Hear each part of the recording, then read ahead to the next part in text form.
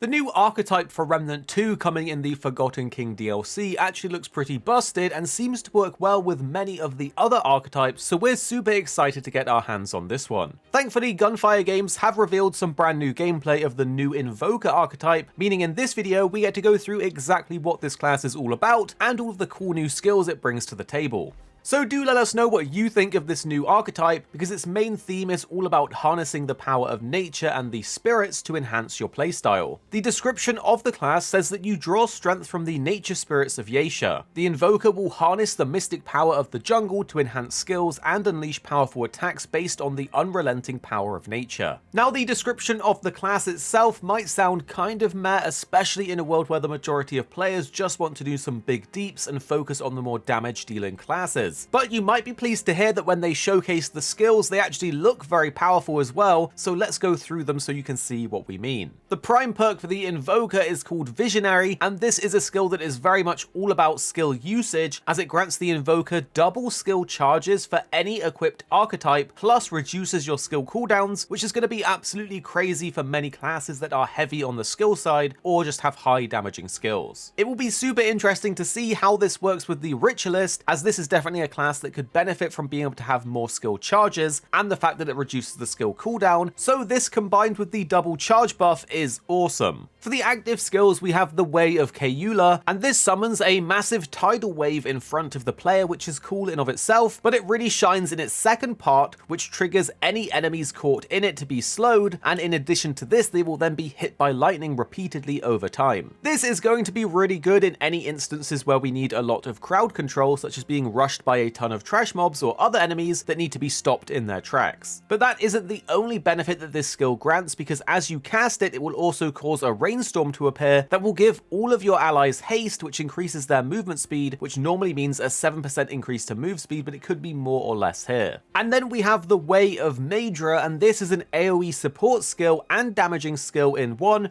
making it really good as it will cause enemies within the circle to be inflicted with gloom, and you'll be happy to hear that if you're playing a class that is elemental focused, or you have a weapon that deals an elemental damage, then this will cause enemies to take even more elemental damage themselves. But it doesn't only do that, because it also heals allies in the circle by giving a burst of healing when it's first cast, and then gives them a heal over time effect. On top of all of this, it also gives players increased lifesteal against enemies inflicted with the gloom, and if you're like 2-6 who loves his melee lifesteal build on his challenger, then you might love the idea of this skill too. And then we have their third skill, the Way of Lydusa. One of the best things you can do in an RPG to increase your damage, other than raising your base raw damage, is to improve your critical chance rate and critical damage. The way that this skill works is that the Invoker will be able to harness the power of the sand and cast a buff on themselves that infuses their attack with sand and brittle. This state increases your critical chance by 5% and your crit damage by 15%, but in addition to this, there's also a really cool mechanic whereby the player can chip off parts of enemies to gain sand orbs, which can then be dispersed for a massive AoE attack. It's going to be super interesting to see how the damage scales on this. As we can see in the description, the maximum amount of sand orbs you can get is 10, but we can see them using it in the trailer with them having only around 4. So this is definitely a cool looking skill to have in your arsenal. But then we have the archetype trait called Gifted, and this is in keeping with the theme being very skill focused and has a lot of benefits to your skills. This gives you a passive buff that increases your skill durations by 30%, which is pretty sizable. And then for the perks, we have Entranced, which is a damage perk that increases your skill damage by 30%, your elemental damage by 15%, and your skill and elemental crit chance by another 5%, which is super spicy for those more damage focused players. The description for this actually says that the damage will increase with your Invoker level, so it's time to get grinding. We also have Communion as the Invoker's team perk, which reduces your skill cooldown by 1% and heals 2% max health once every 3 seconds for allies while you have an Invoker skill active. And the next perk is Mind and Body, which is a utility perk that increases your move speed by 5% and gives you a 5% damage reduction while an Invoker skill is active as well. And lastly, for the perks, we have the Soothsayer, which is your relic perk, so when you use a relic, it will extend the duration of your currently active Invoker skill by 20% of its base duration. When doing this, however, you cannot exceed the total base duration, and relic use speed is increased by 25% while an Invoker skill is also active. So all in all, this class, while being more support focused, will definitely buff and enhance any other class that you want to pair to it in an insane way. We really can't wait to use this one with the Ritualist archetype, as this allows skills and elemental abilities to synergize super well together with the new archetype in a way that seems like it could be pretty busted. But let us know which class you're going to try it out with down below. And just in case you missed it, here is the whole trailer for you to check out and enjoy for yourself. Is essential in Remnant 2.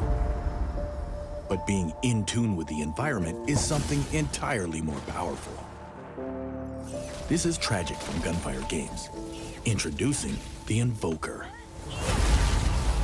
Drawing strength from the nature spirits of Yeisha, the Invoker can harness the mystic powers of the jungle. Their perks are based around skill usage, the centerpiece being their prime perk, Visionary. This grants the Invoker double skill charges for any equipped archetype and reduces skill cooldowns. And when it comes to skills, the Invoker thrives. Their first skill, Way of Keula, is all about making it rain. Literally. The Invoker summons a rainstorm followed by a powerful tidal wave. Enemies caught in the downpour are drenched and subsequently slowed and intermittently blasted by lightning. Allies, on the other hand, they gain haste. Their second skill, Way of Madra, sees the Invoker reinvigorate the very ground they stand on. Enemies within the cleansed area contract Gloom, which increases elemental damage taken.